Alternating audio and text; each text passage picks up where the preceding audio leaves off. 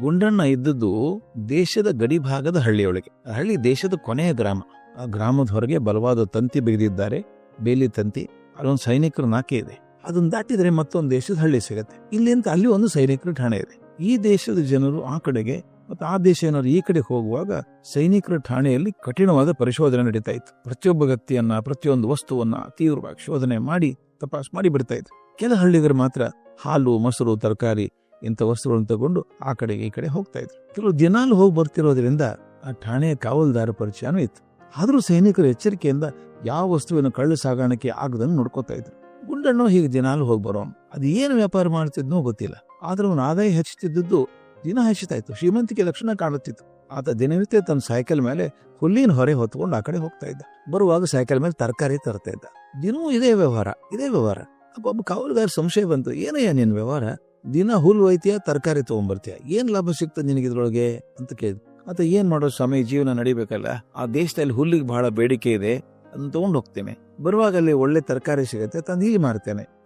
ಹುಲ್ಲು ಮಾರಿದ್ದು ಮತ್ತೆ ಇಲ್ಲಿ ತರಕಾರಿ ಮಾರಿದ ಲಾಭದಲ್ಲಿ ಸಂಸಾರ ಹೇಗೋ ಎಳ್ಕೊಂಡು ಹೋಗ್ತಾ ಇದೆ ಸ್ವಾಮಿ ಅಂತ ನರಳೋ ಧ್ವನಿಯಲ್ಲಿ ಹೇಳಿದ.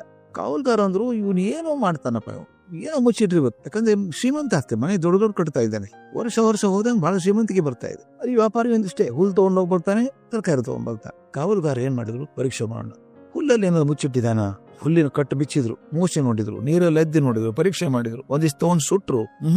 ಎಲ್ಲೂ ಮೋಸ ಕಾಣ್ಲಿಲ್ಲ.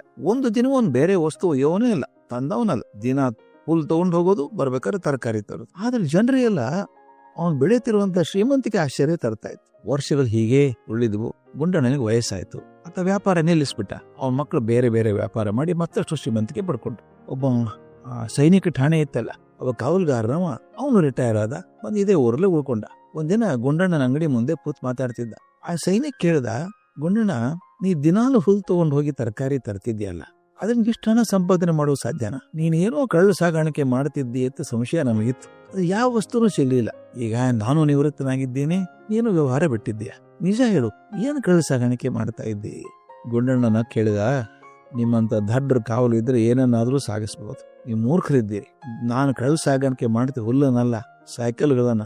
ದಿನಾಲು ಒಂದು ಹೊಸ ಸೈಕಲ್ ತಗೊಂಡು ಹೋಗ್ತಿದ್ದೆ. ಆ ದೇಶದಲ್ಲಿ ಸೈಕಲ್ ಸಿಗಲ್ಲ, ಭಾರಿ ಬೇಡಿಕೆ ಇದೆ, ಹಣ ಇದೆ. ನಾನು ಪ್ರತಿ ಸಲ ಹೋಗುವಾಗ ಇಲ್ಲಿ ಹೊಸ ಸೈಕಲ್ ತಗೊಂಡು ಹೋಗ್ತಿದ್ದೆ, ಬರ್ಬೇಕಾದ್ರೆ ಹಳೆ ಸೈಕಲ್ ತಂದು ಇಲ್ಲಿ ಮಾರ್ತಿದ್ದೆ. ನೋಡ್ತೀನಿ ಮತ್ತೆ ಹೊಸ ಸೈಕಲ್ ತಗೊಂಡು ಹೋಗ್ತಿದ್ದೆ. ನೀವು ಬರೀ ಹೊತ್ಕೊಂಡು ಹೋಗುವ ವಸ್ತುಗಳನ್ನ ಪರೀಕ್ಷೆ ಮಾಡಿದಿರಿ, ಹೊತ್ಕೊಂಡು ವಾಹನ ಪರೀಕ್ಷೆ ಮಾಡ್ಲೇ ಇಲ್ಲ ಅಂತ ಗುಂಡಣ್ಣ. ಸೈನಿಕ ಪೆಚ್ಚಾದ. ಗುಂಡಣ್ಣ ಅವನ ಪೆಚ್ಚಾದದ್ದು ನೋಡಿ ನಕ್ಕ. ನೋಡಿ, ಅವಶ್ಯಕತೆ ಸೃಜನಶೀಲತೆಯ ತಾಯಿ. ಇಂಗ್ಲಿಷ್ ಅಲ್ಲಿ ಹೇಳ್ತಾರೆ, necessity is the mother of invention ಅಂತ. ಅದನ್ನ ನಾನು ಸ್ವಲ್ಪ ಬದಲಾಯಿಸಿದ್ದೇನೆ. ಅದನ್ನ creativity is the father of necessity. ನೋಡಿ, ಸೃಜನಶೀಲತೆ ಅವಶ್ಯಕತೆಯನ್ನು ಹೆಂಗ್ ಪೂರೈಸ್ತದೆ ನೋಡಿ. ಮನುಷ್ಯನ ಬುದ್ಧಿ ಅವಶ್ಯಕತೆಗೆ ತಕ್ಕಂತೆ ಹಲವಾರು ದಾರಿಗಳನ್ನು ಹುಡುಕೊಳ್ಳುತ್ತೆ. ಆ ದಾರಿಗಳನ್ನು ಆಯ್ಕೆ ಮಾಡೋದು ವಿವೇಕ.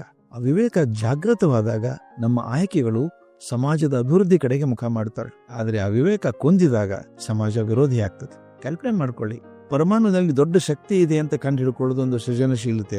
ಕಣ್ಣಿಗೆ ಕಾಣದೇ ಇರುವಂತ ಪರಿಮಾಣದಲ್ಲಿ ಎಂತ ಅಸಾಧ್ಯವಾದ ಶಕ್ತಿ ಇದೆ ಅಂತ ತಿಳ್ಕೊಳ್ಳೋದು ಸೃಜನಶೀಲತೆ. ಆ ಪರಮಾಣು ಶಕ್ತಿಯನ್ನ ಸಮಾಜದ ಒಳ್ಳೇದಕ್ಕೆ ಬಳಸೋದು ವಿವೇಕ. ಆದ್ರೆ ಅದನ್ನೇ ನ್ಯೂಕ್ಲಿಯರ್ ಬಾಂಬ್ ಮಾಡಿ ಮತ್ತೊಬ್ಬರು ತಲೆ ಮೇಲೆ ಹಾಕಿ ಲಕ್ಷಾಂತರ ಜನ ಕೊಲ್ಲೋದು ಸಮಾಜ ವಿರೋಧಿ ಕೆಲಸ. ಸೃಜನಶೀಲತೆ ಬಹಳ ಮುಖ್ಯ. ಅದೊಂದು ಚಾಕು ಇದ್ದ ಹಾಗೆ. ಅದನ್ನು ಒಳ್ಳೇದಕ್ಕೂ ಬಳಸಬಹುದು, ಕೆಟ್ಟದಕ್ಕೂ ಬಳಸಬಹುದು.